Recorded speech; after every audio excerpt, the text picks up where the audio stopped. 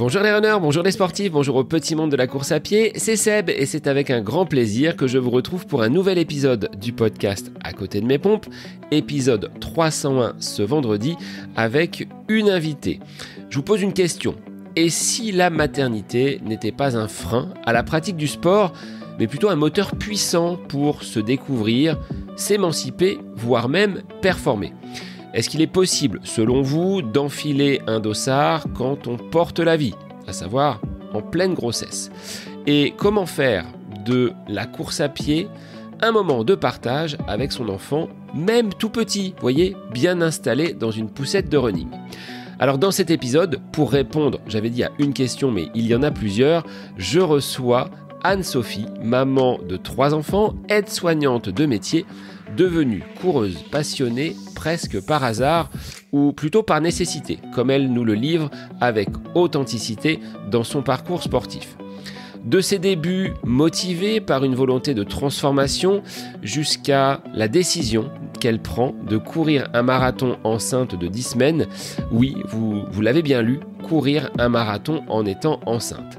Alors dans cet épisode, avec Anne-Sophie, on va parler de l'évolution de son regard sur la course à pied, de sa pratique sportive pendant la grossesse, un petit peu à contre-courant des idées reçues, mais aussi des bienfaits parfois méconnus de l'activité physique pour les femmes enceintes et les jeunes mamans.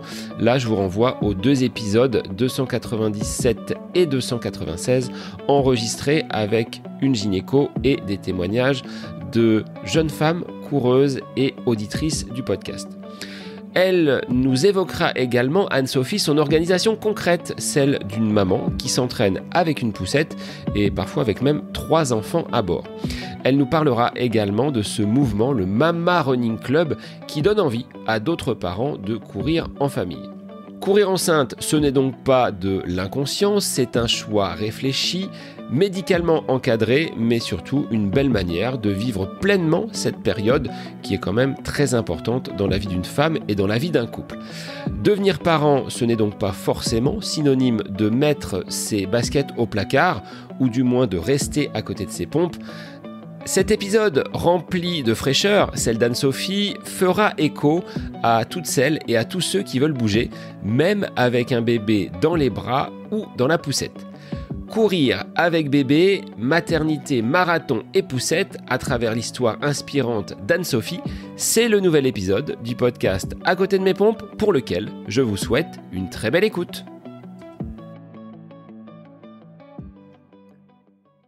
Bonsoir Anne-Sophie, merci d'être l'invitée du podcast À côté de mes pompes. Alors, les auditeurs sans le savoir t'ont déjà entendu puisque dans l'épisode 297, tu as livré ton témoignage sur la pratique de la course à pied en tant que femme enceinte. Mais aujourd'hui, tu viens livrer un témoignage un petit peu plus long sur ton activité physique, sur la course à pied. Sois la bienvenue Anne-Sophie sur le podcast À côté de mes pompes.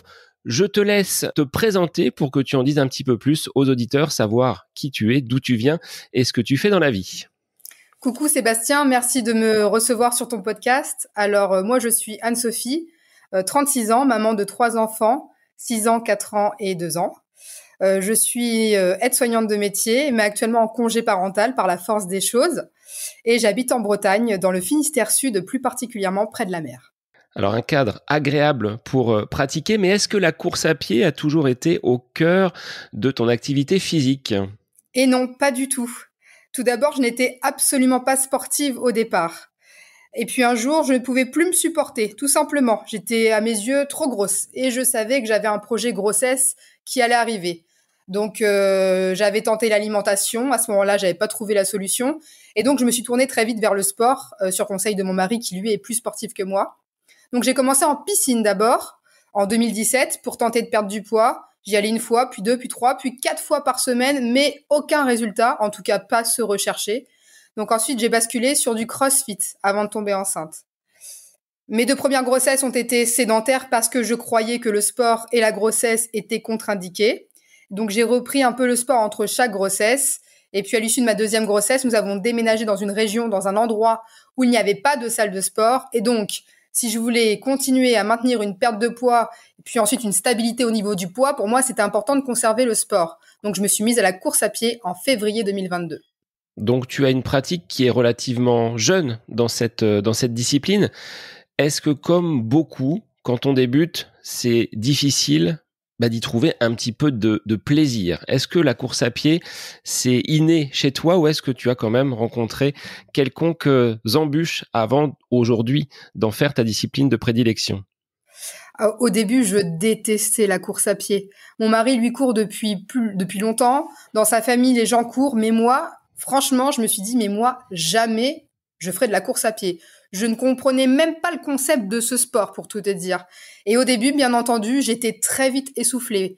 Je respirais, mais alors extrêmement mal. Et puis après, je râlais. Je disais, ah, ça, c'est lié à mon asthme, etc. Donc au début, je prenais aucun plaisir. Et d'ailleurs, les premières fois, je vais pas être régulière en course à pied parce que justement, je ne trouve pas de plaisir au démarrage. Ça va être la pratique d'autres sports qui vont me faire travailler le cardio, notamment le crossfit, qui font que vraiment, quand je décide de m'y mettre pleinement, on va dire que je vais y trouver un peu plus de plaisir. Mais le plaisir va arriver avec un défi à préparer, avec un dossard à enfiler. Le fait que là, il y a un dossard à enfiler, je sais pourquoi je cours. Et une fois que j'ai réalisé ce défi, je comprends très vite pourquoi je cours. Voilà. Il me faut un dossard. Il m'aura fallu un dossard pour comprendre le plaisir de la course à pied. Quel était ce premier dossard, ce premier défi réalisé en course à pied? Ce premier défi, c'était un semi-marathon, le 22 mai 2022. Et c'était en Bretagne, dans un coin un peu perdu. Et là, quand j'ai fait ce semi-marathon, juste en courant 2-3 fois par semaine, sans avoir un véritable plan d'entraînement, là, j'ai pris du plaisir parce qu'il y avait l'ambiance, parce qu'il y a d'autres gens qui courent. Et là, j'ai même eu tout de suite l'envie de me dire, et si j'allais m'essayer à un marathon comme mon mari en fait habituellement. Donc là, tu étais piqué par ce virus de la course à pied. Et aujourd'hui, tu ne penses même plus forcément à avoir un dossard à accrocher pour sortir tes baskets. Aujourd'hui, aujourd'hui, si je pouvais, j'irais courir tous les jours. Je le fais pas, mais ça y est, je suis tombée dans la marmite de la course à pied. Voilà, j'ai passé le cap. Je pense que c'est une question de déclic pour ça. Il y a un moment donné où il se passe ce déclic et on passe de l'autre côté, le côté plaisir. Alors, tu étais déjà maman en débutant cette pratique de la course à pied en 2022. Comment ça s'articulait à l'époque? En quoi, on va le voir par la suite de l'épisode, c'était différent d'aujourd'hui? Quelles étaient les difficultés rencontrées en termes d'organisation pour caler les entraînements, pour vraiment organiser la vie de famille autour de ce sport et avec ce sport? Avec ce sport, c'est bien dit. Alors, faut savoir que limite c'était entre guillemets assez facile parce que je travaille de base à l'hôpital, donc je suis en horaire atypique. Typiquement, quand je fais 6h30, 14h30, je rentre, je laisse mes enfants un peu à la garderie le soir et je vais faire ma séance d'entraînement à ce moment-là. Donc finalement, avec un travail en horaire atypique, je trouve ça, je pense, plus facile que si j'avais eu des horaires de bureau, par exemple 8h, 17h, où là, ça aurait été plus compliqué. Donc j'arrivais à organiser mon temps avec des horaires un peu décalés, quoi. Et ça a duré jusqu'à la 3e grossesse, où là, ça a changé un petit peu tes plans et ta façon de procéder. Là, il n'y avait plus forcément cette possibilité d'horaire décalé et un 3e bébé dans la poussette. C'est ça. En fait, cette 3e demoiselle qui a débarqué par surprise a tout changé pendant la grossesse et après. Et donc, à l'issue de cette 3e grossesse, quand j'ai repris la course à pied à 5 semaines postpartum, très vite, elle était dans une poussette. L'idée de la poussette, je l'avais déjà depuis très longtemps. Même quand je courais pas, pour moi, c'était déjà évident que mes enfants iraient dans une poussette et courir avec. J'avais déjà ça dans ma tête, je sais pas pourquoi. Mais voilà, une fois que j'étais vraiment piquée de course à pied, que j'ai eu cette grossesse, où j'ai couru enceinte et où j'ai repris après avec elle, c'était évident qu'il fallait que je continue avec elle. Donc, on a poursuivi avec une poussette. Donc, j'avais repris un travail de nuit pour pouvoir m'organiser en journée. Et puis après, j'ai dû très vite prendre un congé parental parce que malheureusement, les modes de garde n'étaient pas du tout adaptés avec le métier de mon mari et le mien. Donc, voilà. Est-ce qu'on peut faire, Anne-Sophie, un petit retour en arrière sur ta pratique sportive sur les 2 grossesses précédentes? Est-ce que tu étais no sport? Est-ce que, comme tu l'as évoqué dans cet épisode 297, la grossesse n'a pas été un frein pour toi sur la pratique de la course à pied? Comment tu as cheminé? Comment cette 2e et 3e grossesse ont été un petit peu différentes sur le plan sportif? Alors, j'étais moins sport. En effet, Je courais pas autant déjà entre ma deuxième et ma troisième grossesse. Je faisais pas, enfin c'était pas la même pratique. Donc déjà entre ma première et ma deuxième grossesse, j'étais un peu plus quand même sédentaire que je l'étais pour ma troisième grossesse. Et ensuite, j'ai cru en entendant beaucoup de gens et sur un peu les on-dit que c'était mauvais en fait de faire du sport enceinte. Et donc en fait, j'ai très très très rapidement arrêté toute activité physique enceinte pensant que c'était mauvais pour mon bébé. Et donc j'étais sédentaire mes 2 premières grossesses. Ouais. Ce qui est différent de ma troisième grossesse où je suis restée sportive du début à la fin. Alors, pourquoi tu n'as pas écouté les on-dit des 2 premières grossesses? Qu'est-ce qui a basculé? Pourquoi tu t'es peut-être octroyé le droit de continuer à courir en étant enceinte alors que sur les 2 premières, tu avais un peu baissé de pied? L'alignement des planètes. On va dire que ma troisième fille, elle a débarqué alors que j'avais un moyen de contraception, un stérilet en place. Je préparais mon premier marathon. J'étais à 8 semaines et demie de préparation quand j'ai découvert cette grossesse. À ce moment-là, dans ma tête, alors que j'avais fait le plus gros, 8 semaines et demie, ce qui est énorme quand on commence une prépa, c'est intensif. Je me suis dit, bon, en fait, t'as fait tout ça pour rien. C'est mort, tu pourras pas faire de marathon enceinte. Déjà qu'on n'a pas le droit de faire de sport enceinte, encore moins un marathon enceinte. Et puis, ma gynécologue me dit, ah mais si, vous pouvez faire un marathon, vous serez à 10 semaines aménorrhée de grossesse, donc il n'y a aucun problème pour courir un marathon à ce moment-là de votre grossesse et vous n'avez aucune contre-indication médicale. Donc moi, je vous donne le feu vert pour courir votre marathon à cette période. À ce moment-là, je me dis, ouais, c'est fou. Mon enfant n'était pas prévu.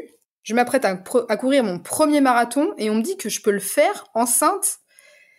Là, je me dis que ça peut être assez fou comme histoire, mais quand même dans le doute, et étant à côté de ça une professionnelle de la santé, je vais quand même croiser les regards pour être sûre qu'on me donne la bonne information et que je fais pas de bêtises, parce que quand on est enceinte, on a une pression de faire ce qu'il y a de mieux pour l'enfant que l'on porte. Et d'ailleurs, quand on est parent, après, on a cette même pression que notre enfant, il est le mieux, enfin, qu'il soit dans les meilleures conditions. Donc, je veux être sûre de faire le bon choix pour mon enfant, car je veux m'assurer que mon enfant qu'il y ait aucun problème. Et donc, je vais croiser le regard avec un médecin, et qui est mon médecin traitant, et qui me dit, il n'y a aucun problème. Il n'y a pas de risque de bébé secoué. Ça, c'est complètement faux comme idée reçue. Il n'y a pas le risque d'accouchement prématuré. Ça aussi, c'est prouvé qu'il n'y a aucun lien. Et ce n'est pas, donc, pas de bébé secoué, pas de bébé prématuré, et pas risque de perdre le bébé. En gros, c'est ce qu'elle me dit. Donc, elle me dit, le seul risque, entre guillemets, c'est pour vous, parce qu'à ce moment-là, je faisais des malaises vagos. Mais à côté de ça, elle me dit, les malaises vagos, la course à pied, ça a tendance à améliorer le reflux veineux et artériel. Donc finalement, la course à pied, quand on a des malaises, c'est un bon médicament, entre guillemets. Donc là, j'ai 2 personnes qui me disent que je peux faire ce marathon. Je me dis, Anne-Sophie, c'est ta dernière grossesse. Elle n'était pas prévue au programme. Mais punaise, me dire que je vais faire un marathon, mon premier enceinte, j'ai envie de voir ce que ça va donner, parce que ça sera juste fou si j'y arrive. Et donc, je vais courir mon premier marathon enceinte à 10 semaines aménorrhée de grossesse. Alors, il s'agissait de quel marathon? Sur quel territoire tu t'es positionné pour cette première expérience sur marathon? On se positionne à domicile quand on est breton. En Bretagne, forcément. Donc, ça a été à Rennes le 23 octobre 2022 que j'ai couru mon premier marathon avec ma fille Victoire, quand même. On l'a fait ensemble, ce premier marathon. Alors, comment tu l'as vécu? Est-ce que tu as été angoissée? Est-ce que tu as été un petit peu prudente sur cette fin de préparation? Maintenant que tu savais que le bébé était présent, comment ça s'est mis en place? Et raconte-nous cette expérience du côté de Rennes. Il y a beaucoup de 2, hein. Je note février 2022, il y a toujours le 2 qui revient beaucoup dans tes chiffres là depuis le début d'épisode. Et on est à 2 d'ailleurs pour courir. On va dire que j'ai appris à relativiser, je pense, au fur et à mesure de mes grossesses et de mes expériences de maman, c'est que j'ai appris un peu à lâcher prise et à davantage me faire confiance. Et c'est aussi ce que le sport m'a apporté, de s'écouter, de se fier sur ses ressentis, sur son corps. Et donc, j'ai appris à développer ça. Je pense qu'une première grossesse, clairement, je l'aurais pas fait, je n'aurais pas osé le faire. Là, c'était ma troisième grossesse. Aussi, mon mari était présent, il était meneur d'allure ce jour-là. Je voulais vraiment faire les choses de manière sécurisée. Donc, prendre un départ, ok, mais avec quelqu'un à mes côtés, parce que s'il m'arrivait quoi que ce soit. Et donc, le jour J, l'objectif, c'était normalement 4 heures, mais par acquis de conscience, la fin, j'y suis vraiment allée un petit peu plus cool, et je l'ai fait en 4h16 finalement. Je me suis écoutée. J'ai écouté mon corps, j'ai écouté ce qui se passait. Je savais que s'il y avait eu quoi que ce soit, je me serais arrêtée. J'aurais pas été au bout de ces 42 km 195. Mais voilà, j'ai été à l'écoute. J'ai fait confiance, vraiment, ça a été le terme. Et j'ai franchi cette ligne d'arrivée au bout de 4h16 avec mon mari à mes côtés. Voilà. Est-ce que tu avais senti déjà, dès ces premières semaines, un changement de posture, un changement anatomique contraignant, peut-être une foulée un petit peu différente, ou est-ce que tu savais qu'il y avait le bébé, mais il n'y avait pas eu de grosses modifications et de grosses perturbations sur le plan physiologique? Non, il y avait pas eu de grosses perturbations en dehors des malaises vagos que j'avais pu un peu avoir, mais la course à pied permettait de supprimer cette problématique-là. Donc, je n'ai eu aucun problème sur le plan physiologique. À ce niveau-là, tout était comme avant ma grossesse. À l'issue de ce marathon, tu as continué à courir un petit peu jusqu'à la fin de cette grossesse? Ah bah, une fois que j'ai couru mon premier marathon enceinte, qu'on m'a dit que c'était OK, que mon bébé ne craignait rien, clairement, j'allais plus m'arrêter en si bon chemin. C'est-à-dire qu'à partir de là, tant que je pouvais courir avec ma fille, on allait courir ensemble. Ma gynéco, qui m'a encouragée à faire mon premier marathon, à ce moment-là, me dit qu'au bout de 3 mois, faut lever le pied sur la course à pied. À cela, je lui demande pourquoi, parce que j'ai besoin de comprendre. Et elle m'explique que c'est un sport à impact, donc ça va fragiliser, voire abîmer mon périnée. Il faut savoir qu'après ma seconde grossesse, j'avais des fuites urinaires. Je savais pas que c'était pas bien d'avoir des fuites urinaires. Je pensais que c'était normal. Et en fait, ce n'est pas normal d'avoir des fuites urinaires. Et d'ailleurs, quel que soit l'âge, quand on en a, on peut aller voir sage-femme ou kiné pour faire de la rééducation parce que c'est quelque chose qu'on ne devrait pas avoir. Ça, je l'apprends à ce moment-là. Toujours est-il que durant ma troisième grossesse, mes fuites urinaires, elles ont disparu. Et on m'a expliqué que la course à pied permet des fois, quand on engage bien le périnée, justement, de le remuscler. Donc, enfin, moi, en tout cas, tout était propice à la course à pied. Donc, quand ma gynécologue me dit c'est pas possible, je retourne voir mon médecin traitant qui me dit mais si, c'est possible. En l'absence de contre-indication médicale, vous pouvez poursuivre la course à pied jusqu'à la maternité. Et donc là, en fait, je me dis, ok, j'ai deux personnes qui me disent deux choses différentes. Maintenant, il va falloir que je croise les regards, il va falloir que j'aille chercher plus loin. Il faut que je comprenne, en fait, sport, c'est bien, c'est pas bien, parce que là, je suis entre ce que je croyais de ma première grossesse et ce qui se passe sur ma troisième, je pense que je suis obligée d'aller chercher plus loin. Donc, je vais lire des articles, je vais lire des études, je vais aller voir un médecin du sport, un gynécologue du sport, des cardiologues. Et en fait, tous me disent qu'en fait, c'est une recommandation de faire du sport enceinte. Et moi, je tombe des nues parce que dans ma tête, sport et grossesse, ça ne va pas ensemble. Dans ma tête, sport, limite, c'est mauvais pour la santé parce que c'est un peu comme ça que je trouve que c'est pensé dans notre société, quoi. Et en fait, je me rends compte que non, c'est une recommandation et que ça agit bénéfiquement sur la santé de la maman et du bébé.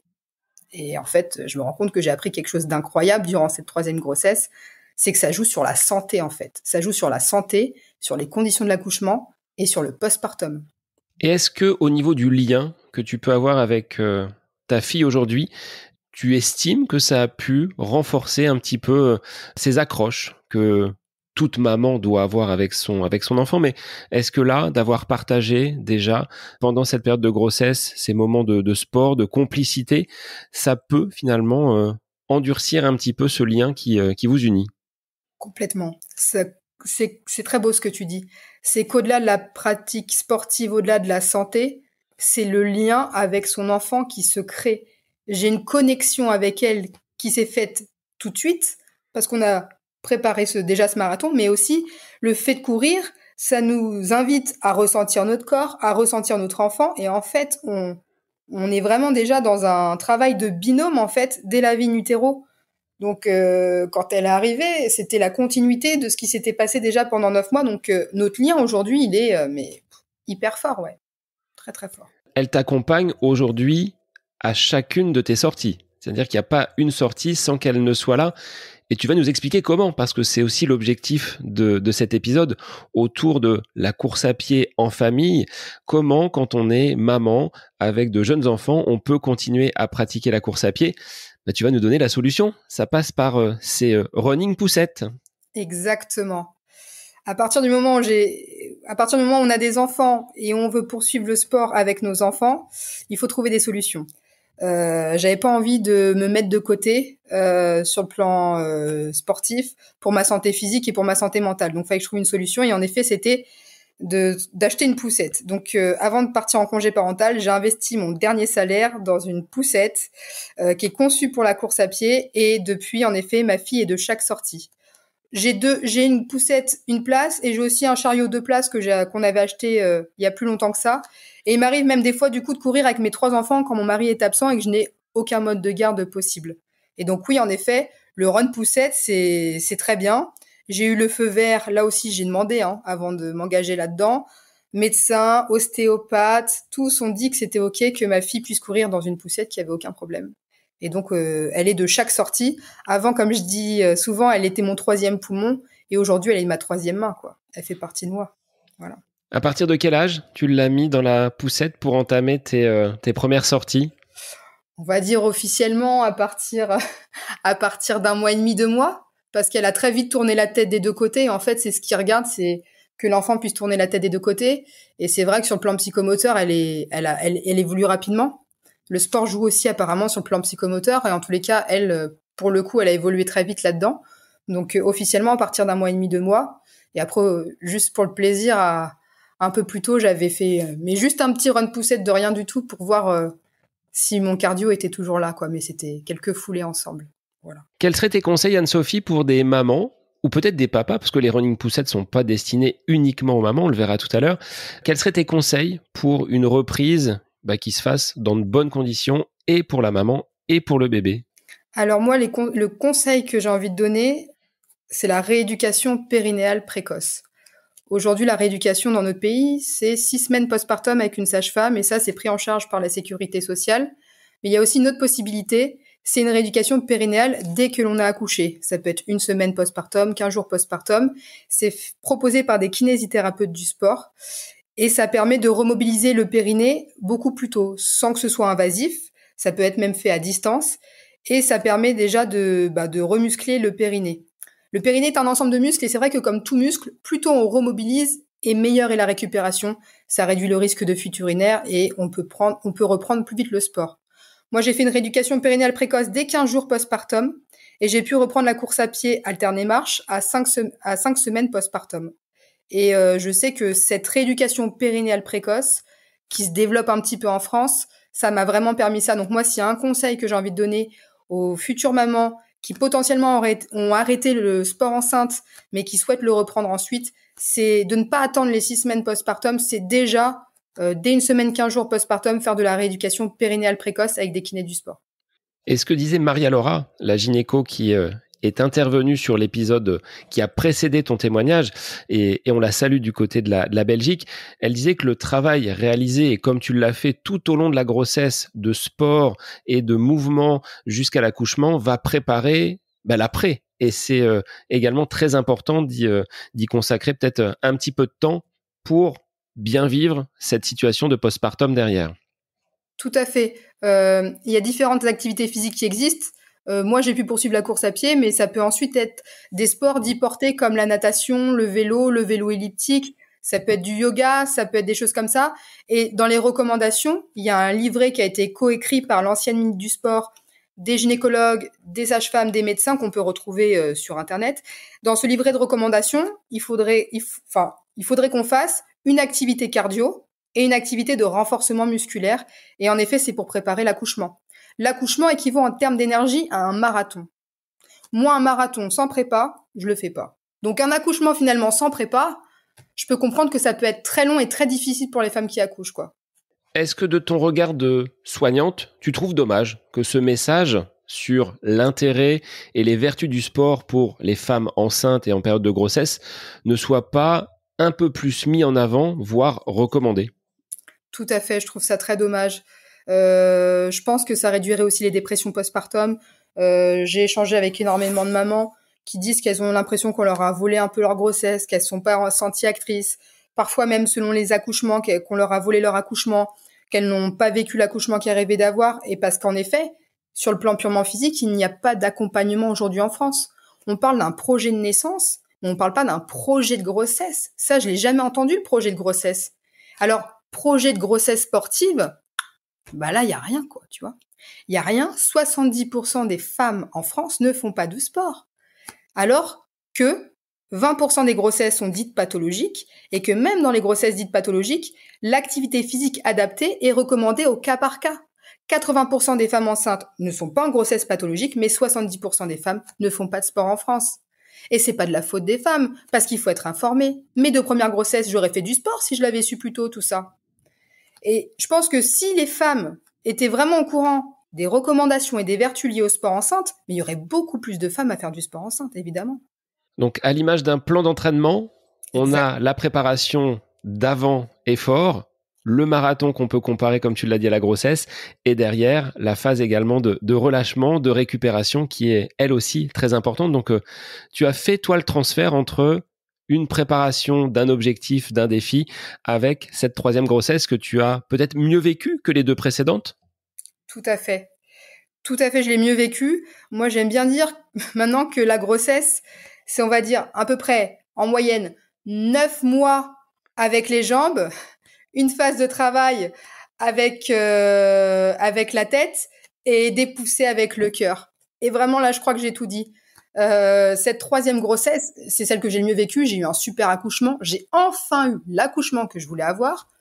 Parce que même en phase de travail, j'ai poursuivi l'activité physique. C'est que je faisais de la marche rapide pendant mes contractions dans le couloir. Les couloirs sont petits, donc je pouvais pas courir. Sinon, j'aurais pu le faire. Mais voilà, j'ai fait de la marche active, j'ai fait du ballon, j'ai fait de la mobilité. Et quand je me suis allongée, mon enfant, il est sorti en 1 minute top chrono et j'avais même pas besoin de pousser. Et je suis certaine que l'activité physique maintenue enceinte et aussi en phase de travail joue clairement sur l'accouchement. Et en effet, ça joue sur le postpartum. On a une meilleure récupération ensuite. Il y a qu'à voir Anaïs Kemener, si on doit faire un lien avec l'actualité, qui a couru là ce week-end son marathon 4 mois postpartum. Alors, elle est vue pour certains comme hors norme. Alors oui, elle est athlète au niveau, mais elle montre aussi que le fait d'avoir maintenu le sport enceinte et d'avoir rapidement repris une rééducation après avoir accouché, bah aujourd'hui, elle fait un beau marathon. Elle finit première féminine d'ailleurs, avec son fils dans les bras à l'arrivée. Et il y aurait bien d'autres mamans qui pourraient en faire chacune à son niveau autant, mais en maintenant l'activité enceinte, clairement, on peut reprendre assez rapidement ensuite derrière. Ouais. Donc, tu l'as dit, Anne-Sophie, sur cette reprise, ça s'est réalisé avec bébé dans la poussette. C'était quoi? C'était un cosy. Matériellement, comment ça se compose cette poussette et quel type d'équipement, quel type peut-être d'amortisseur il faut pour que le bébé ne soit peut-être pas là trop secoué justement? Alors moi, au tout départ, j'avais une Kiko Active 3 parce que c'était pas excessif, parce c'était une poussette 3 roues avec des suspensions. Maintenant, je suis sur une Cybex. Je suis en train de réfléchir potentiellement à une autre poussette par la suite, Tulle. C'est des marques que je cite volontairement parce que c'est des marques de poussettes qui proposent, Tulle et Cybex, des poussettes spéciales course à pied. Normalement, ce que je recommande et ce qui est recommandé, je pense de manière générale, c'est une poussette 3 roues avec des suspensions. Et après, clairement, ça va être le type de terrain sur lequel on va courir. Ça va être favoriser des terrains lisses ou des terrains mixtes mais non accidentés. Tu vois, pas trop vallonnés pour que l'enfant soit dans les meilleures conditions pour rouler dans la poussette. Tu n'es pas parti sur le chemin des douaniers qu'Éric Clavry a parcouru ces dernières semaines?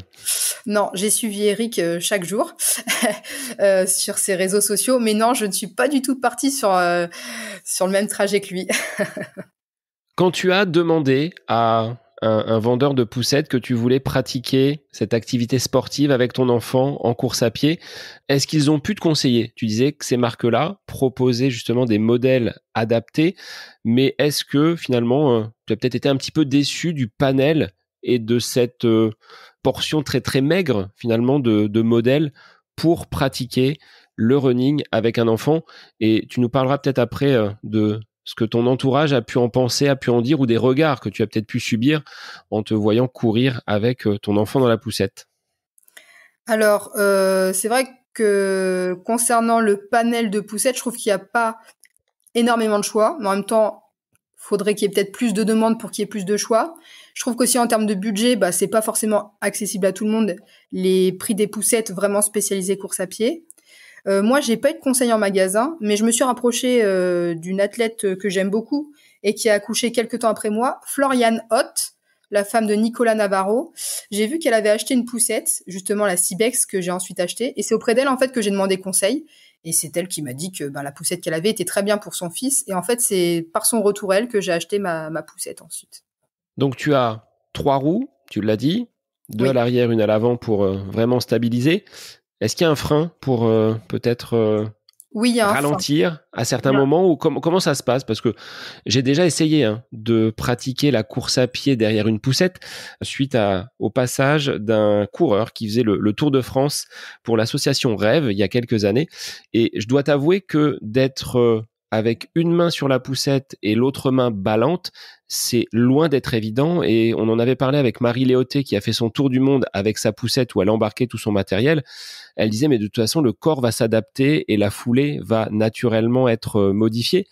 Est-ce que tu as rencontré ce type de difficulté? Est-ce qu'il y a des prérequis pour conduire et véhiculer son enfant en train de courir? Comment ça se passe?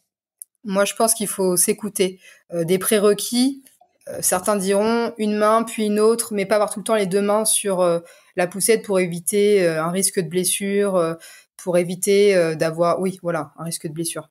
Moi, très vite, j'ai pas réfléchi. C'est vrai que c'était assez instinctif, quoi. J'ai pris la poussette et puis j'y suis allée sans me poser de questions.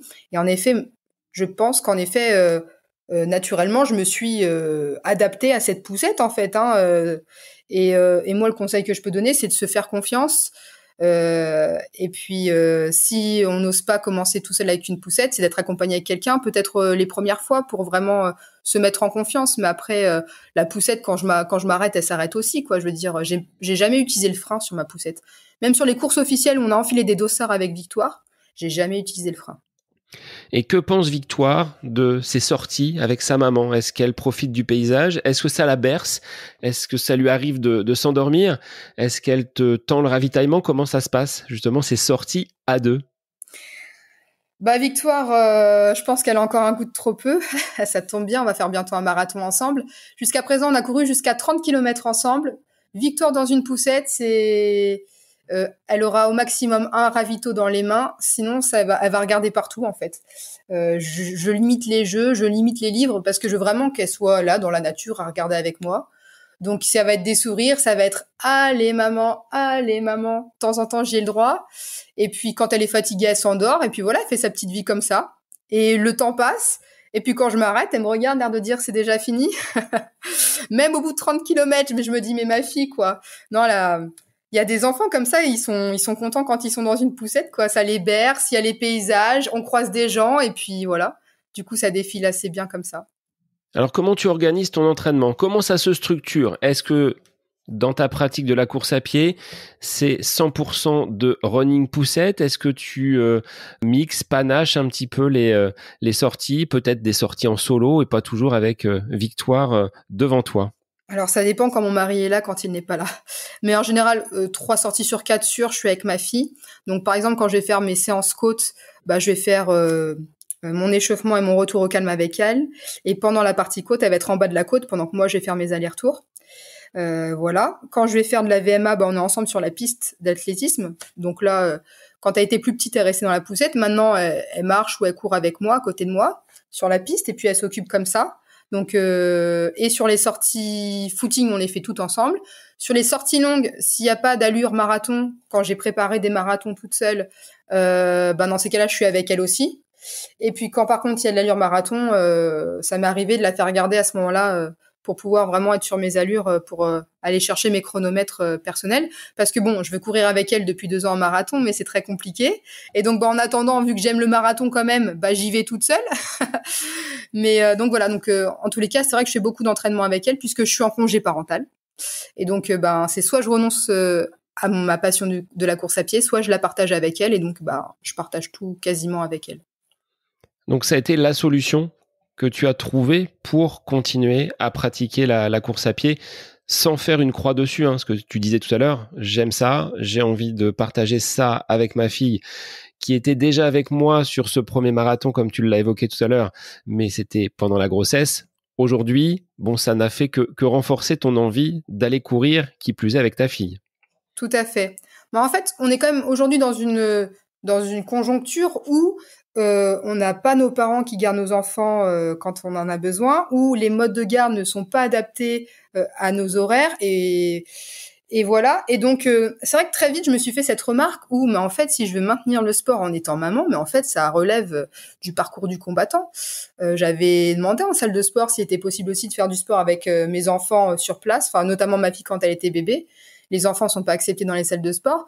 Et très vite, je me suis dit, mais en fait, c'est compliqué. Finalement, quand on devient parent, comment poursuivre notre activité, notamment moi, la course à pied, avec mes enfants? Et heureusement qu'il y a les poussettes, quoi. Ça permet de pouvoir poursuivre le sport et de partager ça. Et finalement, je pense que ça a même des bienfaits aussi pour l'enfant, parce que je vois ma fille, elle est très observatrice, elle a 2 ans, mais elle observe tout. Elle a vraiment un sens de l'observation qui est très développé. Alors, je me dis que c'est potentiellement grâce à ces sorties poussettes que, à force de regarder partout les paysages, elle a développé son sens de l'observation.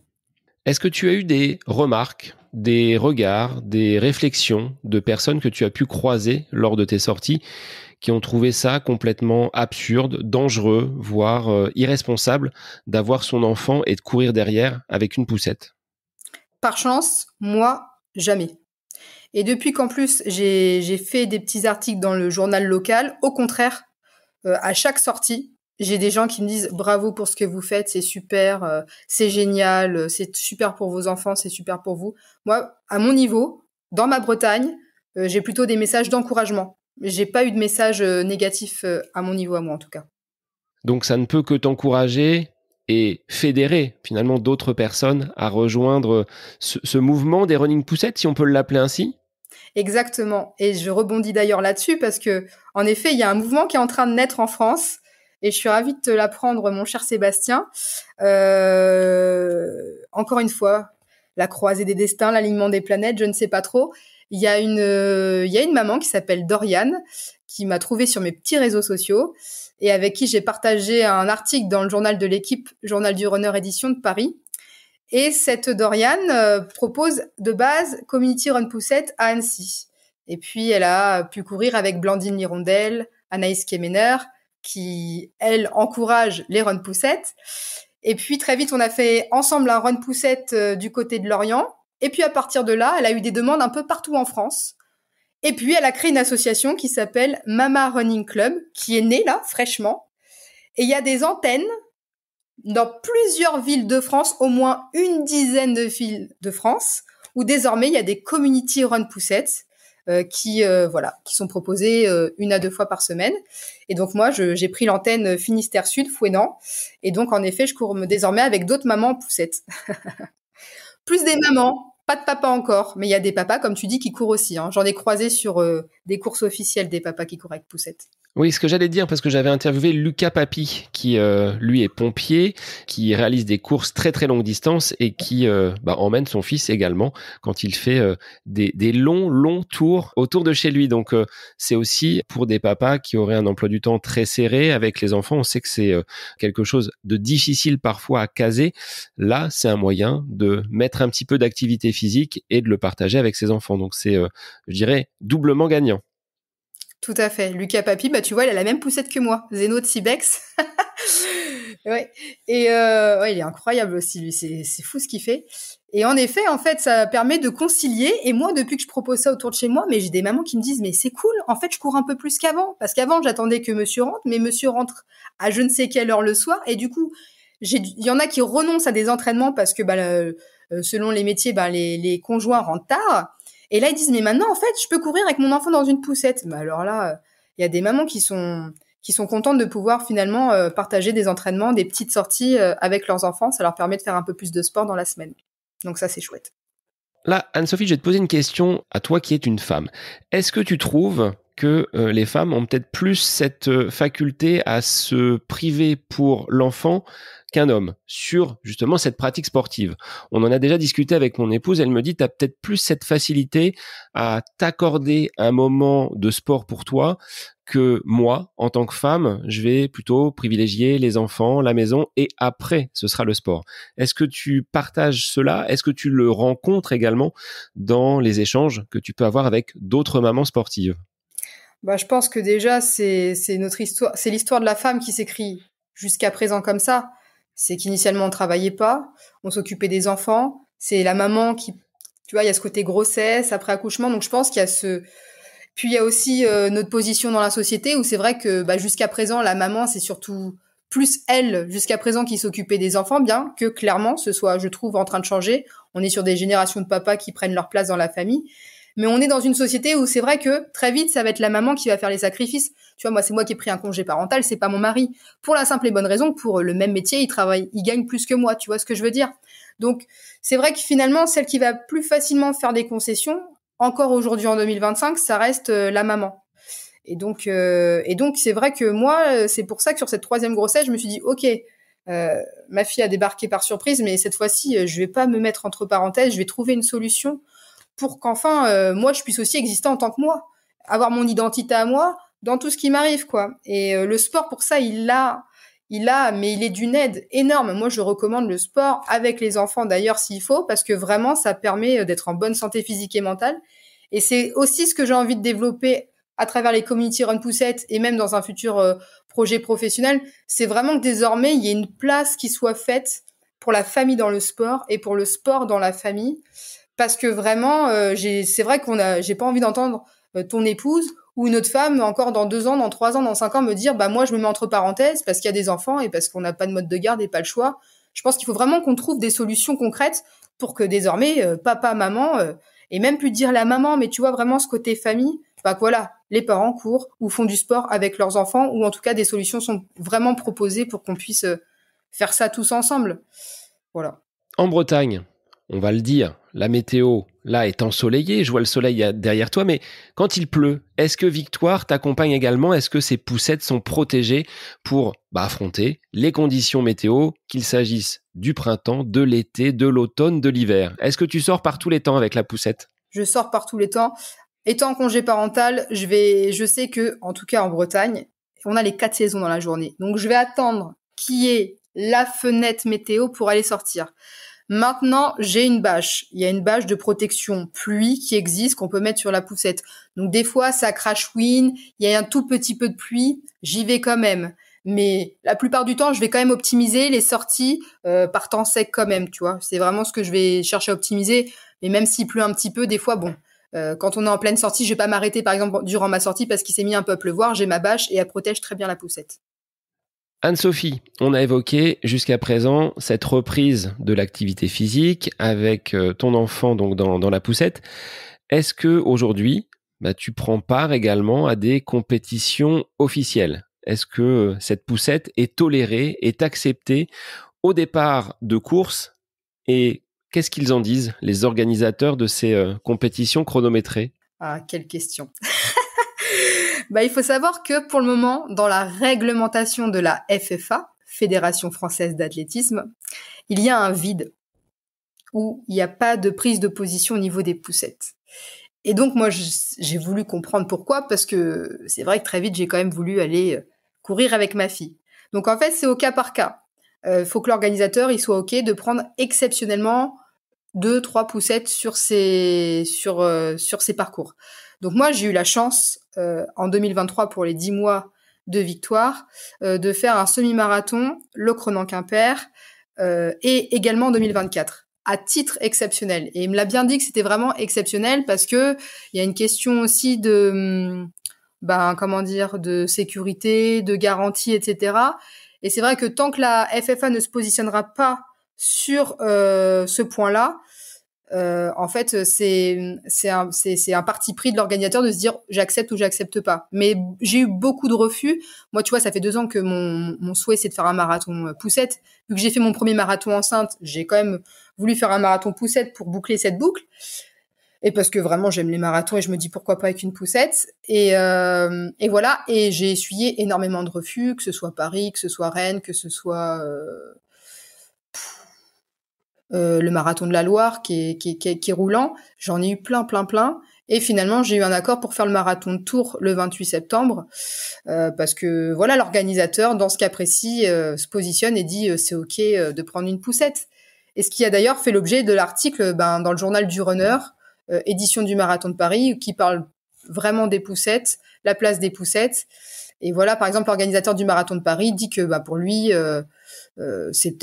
c'est pas OK qu'il y ait des poussettes, parce que s'il m'arrive quoi que ce soit, qui est là pour pousser la poussette? Moi, il faut savoir que quand je cours sur course officielle, j'ai toujours mon mari à mes côtés parce que justement, je suis pour la sécurité des autres coureurs, pour ma sécurité, celle de mon enfant. Donc, je vais pas partir comme ça. Enfin, en tout cas, moi, c'est comme ça que je vois les choses.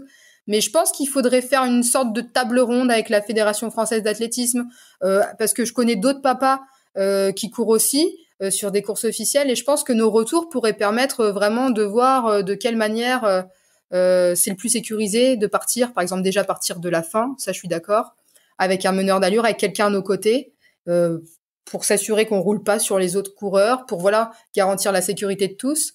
Mais c'est vrai que à l'instant T, c'est le parcours du combattant que d'être accepté sur une course officielle. Et ce qui est dommage dans une société où aujourd'hui, encore une fois, les modes de garde ne sont plus ce qu'ils sont. Et puis partager ça avec ses enfants, c'est leur donner le goût du sport aussi. On est dans une société qui est devenue très sédentaire. Les chiffres font peur sur l'avenir. Par exemple, l'obésité, d'ici 2050, on sera à 60% d'obèses ou en surcharge pondérale dans le monde entier, dont un enfant sur 3. On est passé à 2 heures de sport par semaine dans les écoles. Si nos enfants font pas de sport à côté, ça va être compliqué. Donc, comment leur montrer et leur donner le goût du sport si on leur montre pas nous-mêmes l'exemple? Surtout qu'il est dit que nos enfants nous imitent plutôt qu'ils nous écoutent. Donc, quand ils sont dans une poussette, par exemple, à courir avec nous, déjà, on les met dans ce bain du sport, et puis aller vivre une course officielle avec ses enfants, c'est leur montrer ce que c'est qu'une ambiance.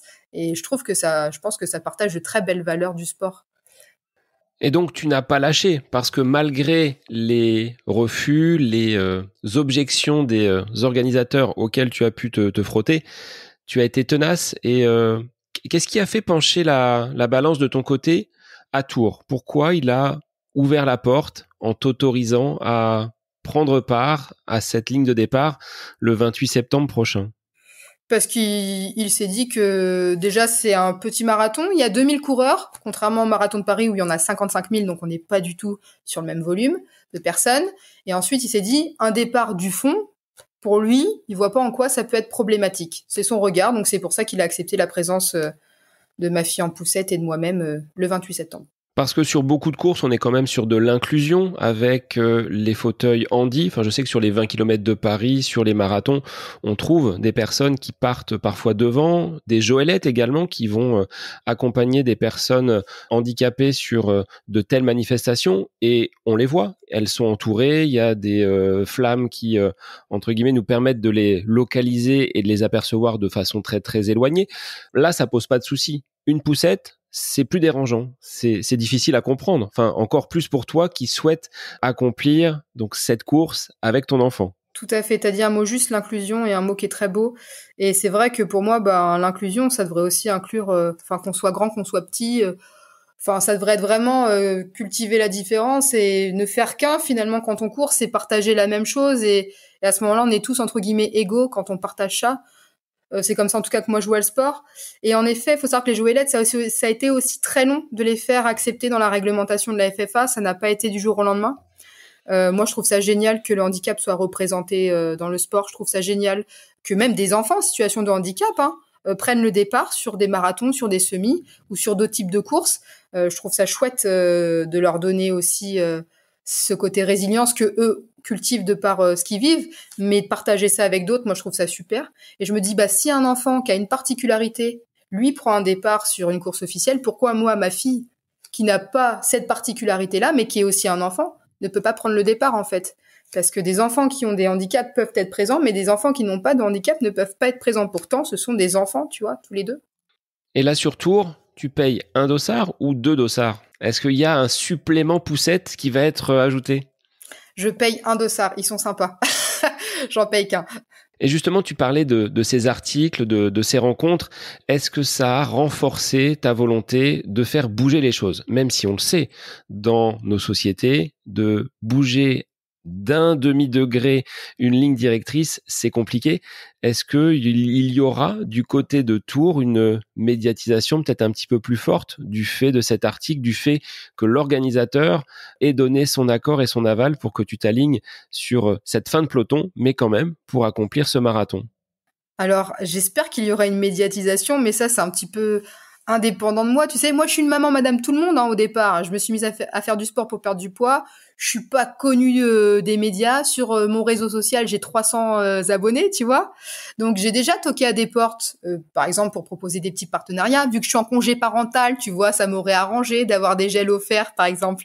Donc, j'ai contacté des marques comme Morten, Meltonic, NutriPure. J'ai pas eu de réponse.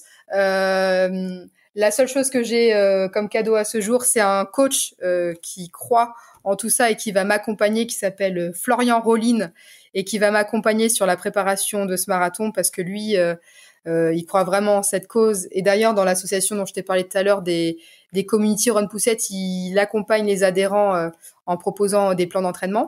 Donc lui, il va m'accompagner dans cette préparation-là. Mais en dehors de ça, ce jour, moi, dans ma presse locale, que ce soit le Télégramme ou Ouest France, ils ont fait déjà plusieurs articles. J'ai eu cet article qui est arrivé dans le journal du runner de l'équipe. Mais en dehors de ça, je sais pas du tout si ça va être médiatisé ou pas. J'en ai aucune idée. Je sais juste que je prends le départ. Mais en tous les cas, en dehors de tout ça, oui, j'ai à cœur de porter cette cause beaucoup plus fort et beaucoup plus loin. Parce que je sais que c'est bon pour les parents, je sais que c'est bon pour les enfants. Et je pense qu'il y a vraiment quelque chose à faire dans notre société actuelle, sur le plan santé physique et mentale, sur le plan en lien avec les enfants, de créer vraiment une place de la famille dans le sport et une place du sport dans la famille. Et c'est ce que je vais vouloir continuer à porter et à transporter au-delà de ma fille dans une poussette, tu vois, c'est de transporter ce message-là. C'est ce que je vais vouloir transporter. C'est le message que je vais porter sur ce marathon poussette, finalement. C'est, s'il vous plaît, faites-nous une place, quoi. Faites-nous une place dans le sport, quoi. Mais vraiment, de manière officielle, de manière réglementée, dans la FFA, mais même ailleurs, créons une place pour les familles dans nos sociétés, tu vois. Alors Anne-Sophie, ta fille grandit semaine après semaine, running poussette après running poussette. Il y a bien un moment où elle va sortir de la poussette. Alors, quid de ces running poussettes et de ces sessions avec ton enfant à l'intérieur? Est-ce que ça va se prolonger? Est-ce que tu envisages d'autres alternatives, de continuer à faire vivre cette communauté une fois que ta fille aura pris, elle, son envol et pourra courir à tes côtés? Alors, je suis pas prête à cette étape. Bon, déjà, il y a un papa qui court du côté de Rotterdam avec ses fils qui ont 8 ans et 9 ans. Et il court beaucoup avec ses enfants dans un chariot. Donc, je me dis tu te laisses une marge, là. Là, tu vois un petit peu plus loin. Exactement. Moi, déjà, je me dis que si ce marathon poussette, il se fait et qu'on a autant aimé l'une que l'autre, je me dis déjà qu'il n'y en aura pas qu'un. Il y en aura plusieurs. Et ensuite, même toute course officielle, je prends. Hein. Et aussi, c'est que je me laisse pas de limite. En fait, la limite, ce sera elle quand elle en aura marre. Quand elle me fera comprendre que c'est stop, alors à ce moment-là, faudra que je trouve une autre manière de courir. Est-ce que c'est peut-être une volonté également d'ouvrir ce champ des possibilités à des causes peut-être un petit peu moins mère-enfant, mais avec ce côté handicap? Oui, alors la cause mère-enfant, ce sera vraiment une cause générale. Cause parent-enfant, il y a quand même quelque chose vraiment à développer là-dessus. Ça, je reste aussi sur cet axe-là. Mais après, c'est déjà dans mes pensées parce que là où j'habite, il y a un petit garçon qui est porteur d'un handicap très lourd physique. Et j'ai déjà échangé avec la maman à plusieurs reprises en disant que si un jour elle est OK que je cours avec son enfant, j'aimerais avoir un chariot assez grand pour avoir et ma fille et cet enfant et qu'on court ensemble une course telle qu'elle soit, quoi. Et c'est vrai que par la suite, je sais pas si c'est parce que, mais des enfants qui sont atteints d'un cancer, tu vois, ou qui sont porteurs d'un handicap, c'est vrai que j'aimerais les accompagner sur des courses, leur faire vivre une ambiance, parce que c'est quelque chose d'extraordinaire de vivre une ambiance de course officielle. Enfin, moi, je trouve que c'est à vivre au moins une fois dans sa vie, et j'aimerais, en effet, dans un futur, pouvoir accompagner des enfants, les sortir un peu de l'hôpital, etc. Maintenant, il faut que ce soit OK au niveau réglementation, au niveau assurance, etc. Tu vois, je ferai pas ça. Faudra que ce soit vraiment bien cadré, bien ficelé. Ouais, t'as envie de faire ça dans les règles et de pas juste t'aligner sur une ligne de départ en enfreignant les lois et en le faisant un petit peu en catimini. Moi, je veux pas enfreindre les lois, je veux les faire changer. Tu vois, c'est un peu différent. C'est que je préfère, même si ça prend des années, je préfère le faire dans les bonnes manières pour la sécurité de tout le monde, en fait, parce que c'est une responsabilité que de courir avec une autre personne. Donc, en effet, il faut que ce soit vraiment bien fait, dans le respect de tout le monde, en fait. Donc, oui, je préfère attendre et le faire bien sinon je le fais pas du tout, quoi, tu vois.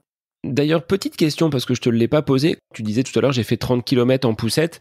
Est-ce que tu prépares tes parcours pour repérer un terrain qui soit suffisamment plat, suffisamment roulant, suffisamment praticable pour la poussette? Comment tu fonctionnes pour tracer de façon, on va dire, optimum ces circuits pour toi et ta poussette? La chance que j'ai, c'est que j'habite dans un environnement plutôt plat. Déjà, ça c'est une chance, avec beaucoup de pistes cyclables et des pistes vertes. Donc en fait, très rapidement, j'ai fait un état des lieux et j'ai très rapidement vu où je pouvais aller courir, quitte à des fois faire plusieurs boucles pour arriver au volume prévu. Mais en tous les cas, ça me permet ça. Je pense que si j'habitais dans un endroit beaucoup plus vallonné, ce serait plus complexe. Mais ensuite, c'est pour ça que, tu vois, je me suis rapprochée d'une application qui s'appelle Runners et qui est une application à but d'inclusion, plus. Et du coup, quand j'ai parlé avec un des cofondateurs du Run Poussette, lui, il a dit, bah moi, j'ai vraiment envie de proposer aussi dans cette application qui propose des tracés, en fait, de chez soi ou sur son lieu de vacances. Des tracés, c'est gratuit. Et en fait, l'idée, c'est vraiment de voir avec cette application pour développer des parcours proches de chez soi et adaptés aux poussettes, donc terrain non accidenté, plutôt lisse ou mixte, mais praticable et assez large pour qu'une poussette puisse passer, tu vois. Et là, je suis en train de voir aussi tout ça pour... moi, je le vois de chez moi, mais je pense que c'est bien un peu partout en France que, par exemple, si demain je suis en vacances, tu vois, où est-ce que je peux aller courir avec ma poussette, tu vois. Donc, je suis en train de voir ça aussi. Donc il n'y a pas de frein, qu'il soit matériel, temporel, ni météorologique. Tu arrives à sortir par tout temps avec quelques adaptations, mais c'est beaucoup moins de contraintes que de te dire finalement aujourd'hui je ne peux pas sortir parce que mon mari n'est pas là ou parce que j'ai pas de moyens de garde. Tout à fait. Et ça change tout. En termes de projection, tu l'as dit, il y aura ce marathon du côté de Tours le 28 septembre prochain. Comment on se prépare pour faire un marathon en poussette? Un marathon, tu sais, tu l'as déjà fait à plusieurs reprises, mais un marathon avec une poussette. Alors, est-ce que ça nécessite un peu plus de renforcement musculaire? Est-ce que ça nécessite plus de travail de coordination? Quelle va être ta programmation pour les prochaines semaines? Je vais faire plus de renforcement musculaire. Là, j'ai couru 30 km pour voir comment je me situais sur une distance plus longue que ce que j'avais fait habituellement. Je me rends compte qu'en effet, le renforcement musculaire va être plus important que sur une préparation classique pour être vraiment dans les meilleures conditions, notamment au niveau des abdominaux. Le gainage, va falloir que j'en fasse beaucoup plus. Ça va vraiment être une préparation où je vais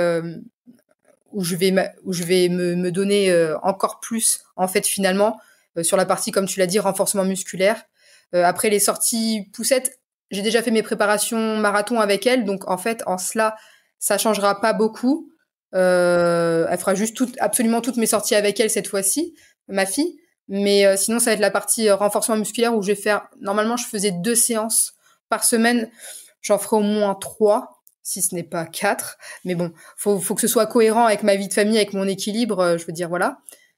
Il y aura plus de renforcement musculaire pour vraiment être beaucoup plus musclé le jour de ce marathon poussette, en tout cas. Ouais. Et est-ce que tes 2 autres enfants veulent aussi investir la poussette de temps en temps et piquer la place de leur sœur? Alors des fois, je cours avec les 3. Ou des fois, je cours avec 2. Alors la première, sa passion, elle, c'est le canapé, tu vois. Je lui ai pas encore transmis le goût du sport, j'essaye, mais moins elle en fait, entre guillemets, mieux elle se porte. Donc aller dans une poussette, bon, un petit peu oui, mais pas beaucoup. La deuxième, elle se laisse porter, donc des fois je fais mes sorties longues avec ma deuxième et ma troisième, tu vois. On a fait 17 km il y a 3 semaines, tu vois. Et ça s'est plutôt bien passé, elles se sont pas trop crêpées le chignon, ça c'était plutôt pas mal. Mais donc voilà, donc c'est surtout la troisième finalement qui est mordue de ça. La deuxième suit s'il faut, mais voilà. Et la première, alors elle, moins elle en fait, mieux elle se porte, mais je l'ai pas habituée comme ça non plus au départ, donc c'est peut-être aussi pour ça qu'aujourd'hui c'est un peu plus compliqué de lui faire aimer ça. Mais pour autant, régulièrement maintenant, j'essaie de leur proposer un peu plus, voilà, pour essayer quand même de leur montrer ce que moi j'aime faire, pour aussi les motiver à sortir, parce que bon, des fois, quand je suis toute seule avec les 3, bon, faut que je trouve aussi des solutions, et des fois courir aussi, ça me permet de faire, voilà, de bouger tous ensemble et que ça se passe bien aussi, quoi. Et est-ce que ton mari est un adepte du running poussette? Est-ce que tu as réussi à le convertir un petit peu? Mais en fait, au départ, j'espérais que ce soit lui qui courait avec la poussette. Moi, je pensais pas un jour dans ma vie courir avec une poussette. Je pensais qu'à l'occasion, lui un petit peu. Et au début, pas du tout. Mais grâce aux community run poussettes qui se sont développées, il s'y met maintenant, tu vois, finalement. Et il dit plus rien, il râle plus. Donc ça se passe plutôt bien. Alors, est-ce que tu peux en dire un petit peu plus? Comment ça se passe, ces rendez-vous? À qui ils sont destinés? Où est-ce qu'ils se passent? Tu l'as dit, hein, c'est dans différentes villes de France, mais du côté de la Bretagne, c'est toi qui coordonnes un petit peu cela. Et qu'est-ce qu'on peut y attendre? Comment tu accueilles les jeunes mamans ou jeunes papas qui viennent avec leurs poussettes pour faire ces séances de running? Alors déjà, c'est des community run poussettes qui sont ouverts aux femmes enceintes qui poursuivent la course à pied enceinte et aux parents avec enfants en poussette. Donc ça s'articule comment? C'est une sortie pour le moment par semaine, le samedi matin. C'est à peu près 5 km et c'est vraiment allure tranquille, cool. Et c'est plus ou moins 5 km, ça peut être un peu moins selon le type de personne qu'il y a. L'idée, c'est de partager une sortie ensemble et vraiment que ce soit du plaisir et non de la difficulté. C'est un moment convivial qu'on partage ensemble du côté de Fouesnant. C'est là où j'organise, moi, mes community run poussettes. C'est à Fouesnant, près de Quimper, dans le Finistère Sud. Et voilà, une fois par semaine, on se fait un petit run poussette. Et une fois par mois, je fais venir aussi une kiné du sport qui accompagne les femmes enceintes et postpartum dans la pratique de sport. Comme ça, elle va donner des conseils. Là, par exemple, le 28 juin, tu vois, on va se faire un petit run poussette à Concarneau. Et à l'issue des 5 petits kilomètres de course à pied tranquille, on fera un petit peu de renforcement musculaire. C'est la kiné qui proposera ça. Voilà, des petits mouvements autour du périnée, etc. Des choses adaptées aux parents, aux jeunes mamans, par exemple, qui ont accouché il y a pas longtemps, ou même juste pour des petits conseils pour des petits conseils pour que ça se passe bien au quotidien, dans la vie de parents. Donc, tu vois, ça se passe comme ça un petit peu pour le moment. Et je te laisse redonner donc le nom et où est-ce que l'on peut retrouver cette association qui est toute jeune et qui voit ce développement de ce mouvement Running Poussette à travers la France.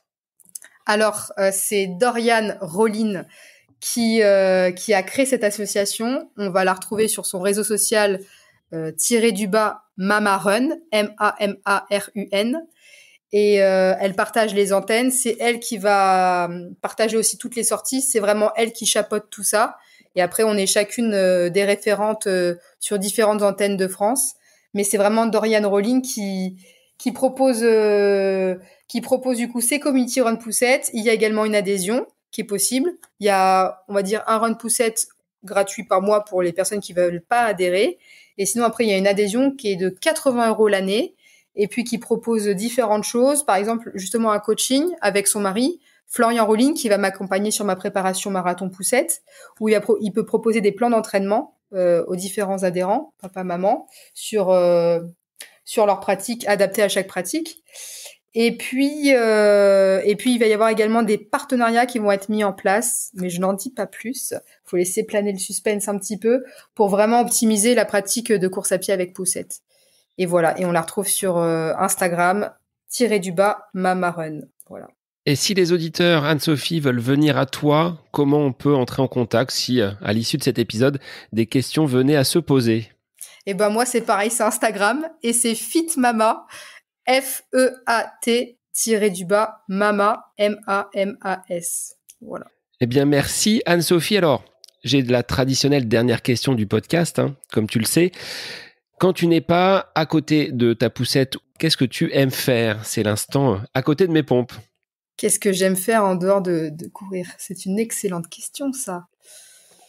Je pense que j'aime passer du temps, ça reste quand même, passer du temps avec les gens que j'aime et profiter de chaque instant avec les personnes que j'aime, comme si c'était le dernier. Voilà, profiter de l'instant présent avec les personnes que j'aime. Bon, écoute, on va terminer cet échange sur ces propos. Donc, je te souhaite une très belle préparation estivale pour ce marathon de Tours et rendez-vous donc le 28 septembre prochain en région Tourangelle pour ce défi avec Victoire et la poussette. Merci. Et pour les auditeurs, eh bien, je vous retrouve dès la semaine prochaine pour un nouvel épisode du podcast À côté de mes pompes. Bonne semaine à vous. J'espère que cet épisode avec invité vous aura plu. Je vous remercie infiniment de votre écoute. Pour faire remonter le podcast dans les classements, je vous invite à laissez une petite évaluation sur Apple Podcast, 5 étoiles, un petit commentaire, ça me fera énormément plaisir et vous permettrez au podcast d'être remonté, diffusé, déployé sur ces différentes plateformes de façon plus importante encore qu'il n'est actuellement. Et puis je vous invite à me retrouver sur les différents réseaux, Facebook, Instagram. Laissez votre petit message, votre commentaire, ça me fait plaisir d'échanger avec vous. Si vous avez des questions, si vous voulez échanger sur quelconque sujet en lien avec la course à pied, mais pas que, parce que le sport c'est une philosophie de vie et c'est une passion qui nous anime de façon commune, donc n'hésitez pas à venir échanger avec moi. Sur ce, je vous souhaite une bonne fin de semaine, un bon week-end et je vous dis à la semaine prochaine pour un nouvel épisode du podcast À côté de mes pompes.